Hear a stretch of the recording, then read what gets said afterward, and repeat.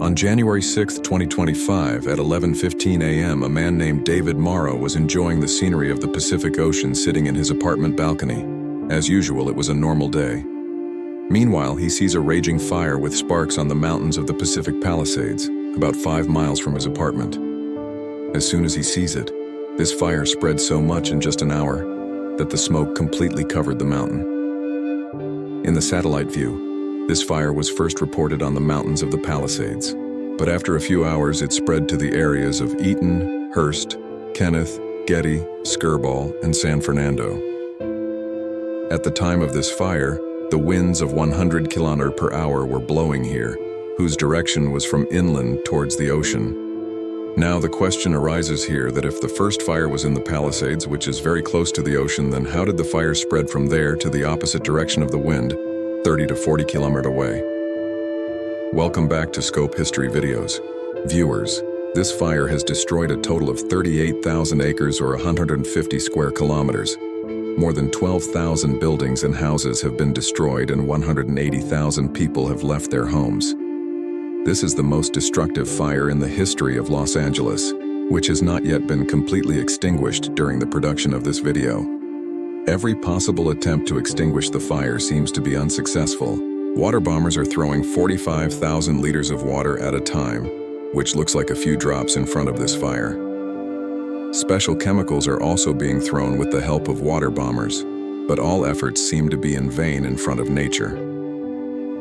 California, where there is a shortage of water, most of the fire hydrants were empty. In addition, due to the spread in different areas, firefighters and their equipment were also divided. On top of that, when the winds of 70 to 100 km/h hit the fire, it started to flare up even more.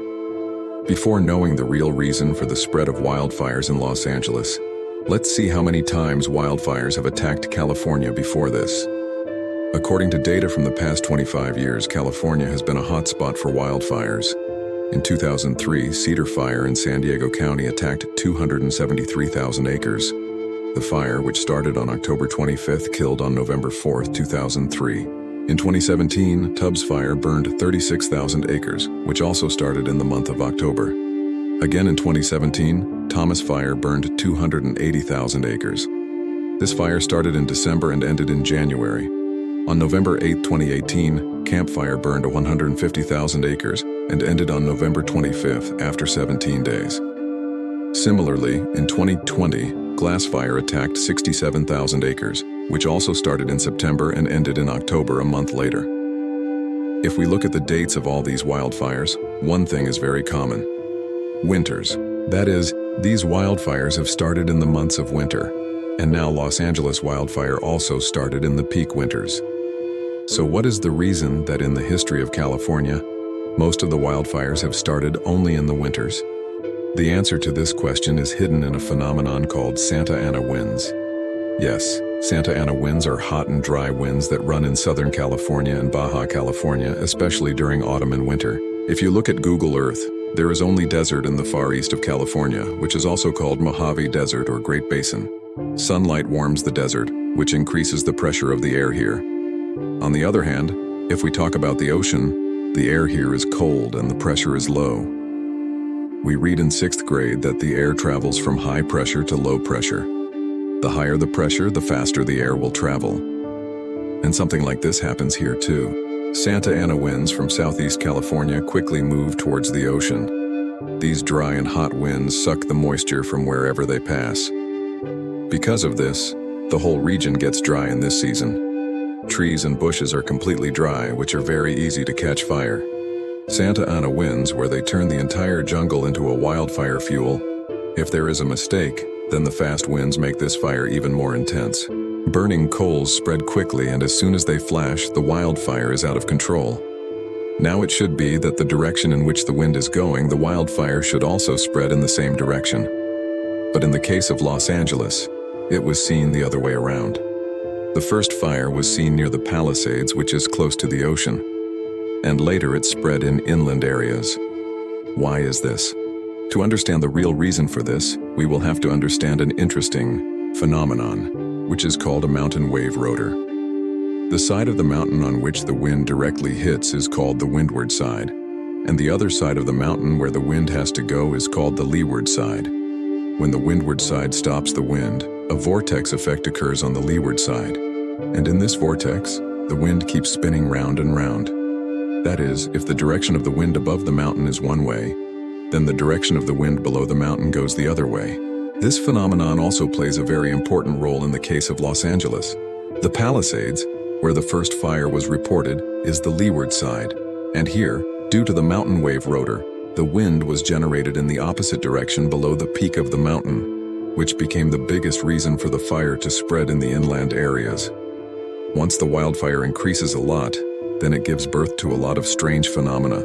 Some phenomena are very difficult to predict. One of them is the fire tornado. This is a rare and dangerous phenomenon that occurs during intense wildfires. It is like a tornado, but it only has fire and heat inside it. The unbelievable heat generated by the wildfire immediately heats the surrounding air and pulls it upwards. Due to the heat, the hot air rises very quickly upwards and the cold air from below comes to fill that place. This updraft creates a rotational motion, which pulls the nearby dry bushes into the fire tornado and makes the vortex even more terrifying.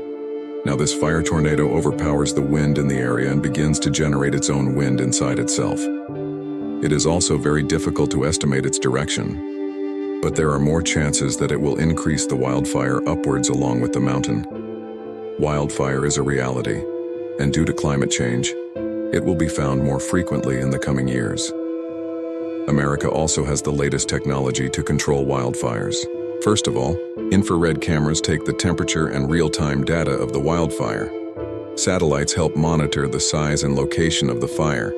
Today, the direction of the fire is also predicted with the help of artificial intelligence. And then all this information is sent to the firefighters. Firefighters try to spray chemicals around the area where the fire has started so that the fire does not spread further.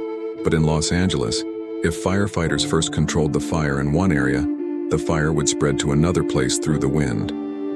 The first recorded wildfire in American history was in 1871 near Michigan. In this wildfire, 12 lakh acres of ash were seen, and 2,500 lives were lost. From the 1871 Peshtigo fire to today's Los Angeles wildfire, nature is pointing out to us that it is still almost impossible to control the fire.